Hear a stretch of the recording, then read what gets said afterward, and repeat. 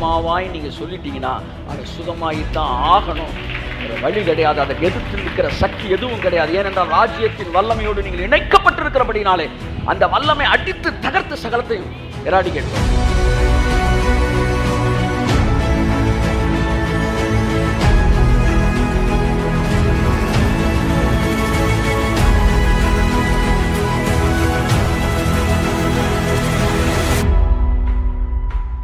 ராஜாவின் வெற்றியை தியானிக்கிற நமக்கு, ராஜாவின் வெற்றியை குறித்த தெளிவான திருஷ்டாந்தம் இருக்கிற நமக்கு, தெளிவான ஒரு மனநிலை இருக்கும்போது ராஜ்யத்தில் எனக்கான உரிமைகளை நான் செயல்படுத்த ஆரம்பிக்கிறேன். ராஜ்யம் என்பது மாறியது வருவதல்ல, கிங்டம் மாற்றுவதற்காக வருவதே கிங்டம்.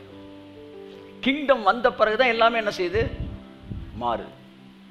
மாற்றின பிறகு கிங்டம் வராது. நல்லா தெரிஞ்சுக்கங்க. கிங்டம் வந்த பிறகு தான் எல்லாத்தையும் என்ன செய்கிறோம், மாற்றுகிறோம். கிங்டம் வந்த பிறகு, ராஜ்யம் வந்த பிறகு என்னை சுற்றி இருக்கிற சூழ்நிலைகளை டிரான்ஸ்ஃபார்ம் பண்ணுகிறது. The manifestation of kingdom of heaven. அதான் இன்னைக்கு பேசுகிறேன் நான்.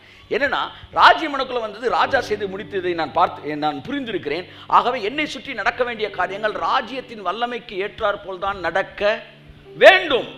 ஏனென்றால் ராஜ்யத்தின் வல்லமை என்னை சுற்றி இயங்கிக் கொண்டிருக்கிறது. என்னை சுற்றியது எல்லாமே ஃபோர்ஸ் என்னை சுற்றி இறங்கி இருக்கிறது. என்னுடைய வார்த்தைக்காய் அது காத்திருக்கிறது. கரங்களை தட்டி கர்த்தருக்கு நன்றி சொல்லுவோம். ஆமென். ரட்சிக்கப்பட்ட ஒவ்வொருவனுக்காக தேவனுடைய வல்லமை இறக்கப்பட்டிருக்கிறது. இயேசு சொன்னார், பரலோக ராஜ்யம் பிசாசுகள் துரத்தப்பட்டவுடன் உங்களிடத்தில் வந்திருக்கிறது. இது முதற்கொண்டு பரலோக தூதர்கள் ஏறுகிறது இறங்குறது நீங்கள் என்ன செய்வீர்கள், காண்பீர்கள். ராஜ்யம் வந்த பிறகு ஃபோர்ஸ் எப்பவுமே வந்துருது. இயேசு நாமத்தில் உங்க ஒவ்வொருத்தருக்கும் பைபிள் சொல்லுது, ஒரு ஃபோர்ஸை தேவன் என்ன செஞ்சிருக்கிறாரு, வைத்திருக்கிறார். அது உங்கள் வார்த்தைக்காக அது காத்திருக்கிறது. உங்களுடைய வார்த்தை இயக்கப்படுவதற்காக பரலோகம் காத்திருக்கிறது. அது இயக்கப்படும் போது அதற்கு எதிராக கலகம் செய்கிற அத்தனையும் துரத்தத்தக்கதாய் தேவனுடைய வல்லமை நம்மை சுற்றி இறங்கி இருக்கிறது. நான் ஒன்று சொல்வேன், ஆனால் அதற்கு எதிராக எதுவும் நடக்க முடியாது. காரணம், ராஜ்யத்தோடு இணைக்கப்பட்டவனாய் நான் இருக்கிறேன். நான் ராஜ்யத்தோடு இணைக்கப்பட்டவனாய் இருக்கிறபடினால் என்னோடு கூட ராஜ்யம் இருக்கிறது, எனக்கு பின்பாக பரலோகம் இருக்கிறது.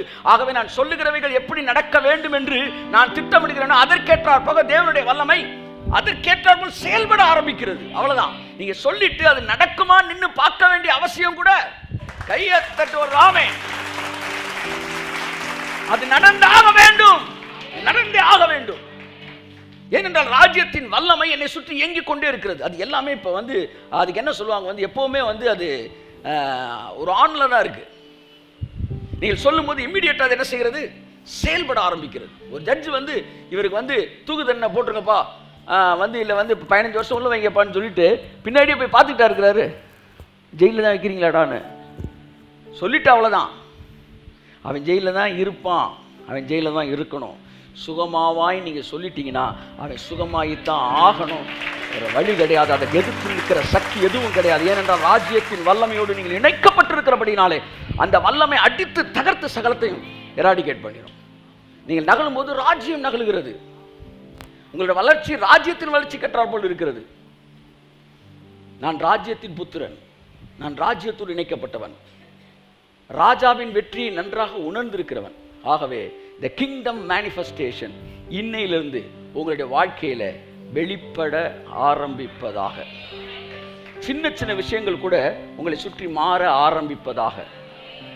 இயேசு சொன்னா, ராஜ்யத்தை பேசிட்டு நீங்க போங்க, வியாதியஸ்தரை சுகமாக்குங்க, பிசாசை துரத்துங்க, எல்லா எதிர்மறையான காரியங்களை என்ன செய்யுங்க, உங்களை விட்டு வெளியேற்றுங்க, உங்கள் இருக்கிற எல்லையிலேருந்து மாற்றுங்க. சாவுக்கு எதுவான யாதொன்று குறித்து அது உங்களை சேதப்படுத்தாது. ஏன்னா நீ கிங்டம் மேக்கா மாறிட்ட. நீ போகிற இடங்களில் எல்லாம் நீ விரும்பின வர்ணத்தை அங்கே பூச முடியும். ஆமென்.